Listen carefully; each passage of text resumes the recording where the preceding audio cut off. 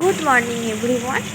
আজ আমার আরেকটি নতুন ব্লগে তোমাদের সকলকে ওয়েলকাম। তো এখানে একদম লাঞ্চের মেনু থেকে তোমাদের সাথে ব্লগটা স্টার্ট করছি। তো এইখানে দেখতে পেলে আমি মাছ ভাজলাম, আর এখন হচ্ছে মাছের ঝাল। পেঁয়াজ টমেটো দিয়ে ঝাল ঝাল করে মাছের ঝাল হবে। আর এইখানে আমি পেঁয়াজ টমেটো দিয়ে কষছিলাম, তারপর লঙ্কা হলুদ দিয়ে আর একটু নুন দিয়ে জলটা ফুটে উঠলেই মাছ দিয়ে দেবো, ব্যাস মাছের ঝাল রেডি।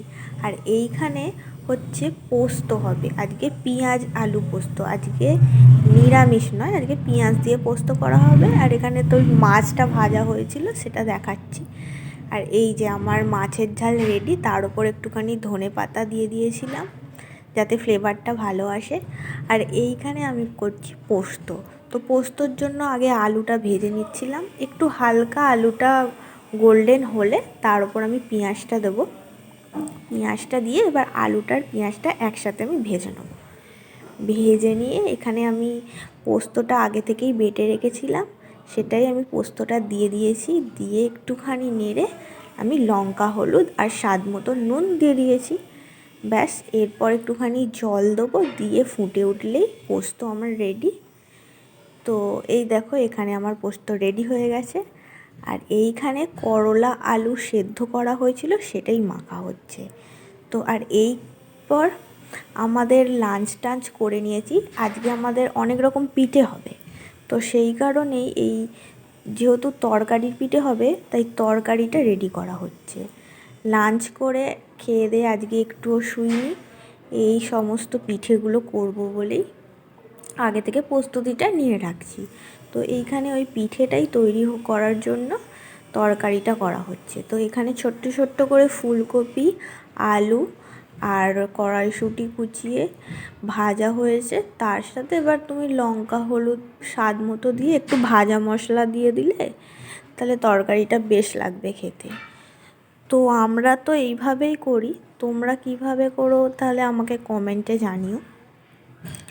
তো এইখানে মোটামুটি তরকারিটা করা হচ্ছে। তরকারিটা হয়ে ঠান্ডা হলে তবে তো পিঠে তৈরি করা যাবে। তো এইখানে তরকারি হয়ে গেছে।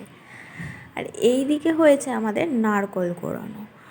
নারকোল কুড়োনোতে এবার গুড় দেওয়া হচ্ছে, গুড় দিয়ে মেশানো হচ্ছে।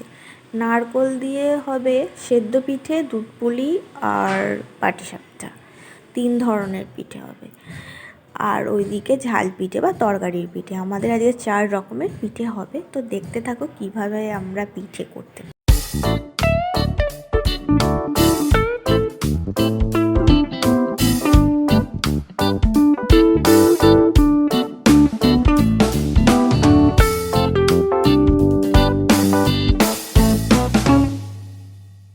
আর এইখানে গোবিন্দভোগ চাল আগে থেকে ভিজিয়ে রাখা হয়েছিল পাটিসাপটা করার জন্য।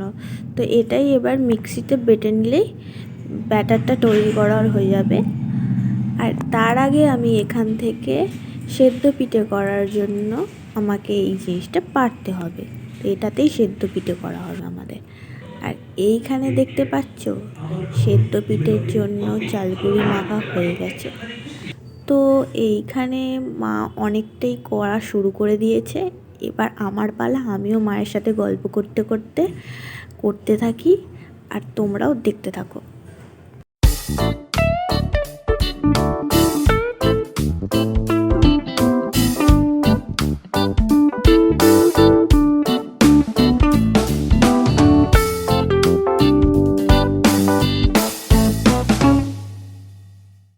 এইখানে আমাদের মোটামুটি সব পিঠে করা শেষ হয়েই এসেছে।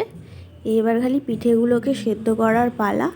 তার জন্য প্রথমে জলটা গরম করতে হবে। তো এইখানে আমরা জল গরম করতে বসিয়ে দিয়েছি, ব্যাস। এরপরে পিঠে বসিয়ে সেদ্ধ করলেই সেদ্ধ পিঠেগুলো তৈরি হয়ে যাবে। সেদ্ধ পিঠেগুলো হয়ে যাওয়ার পর এইখানে হচ্ছে আমাদের পাটিসাপটা।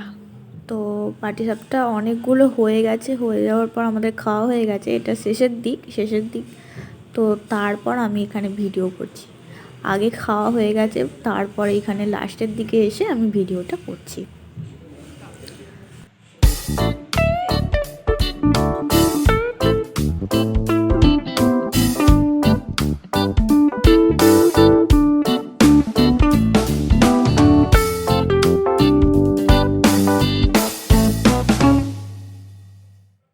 আর এইখানে আমাদের দুধ পুলিও রেডি হয়ে যাচ্ছে।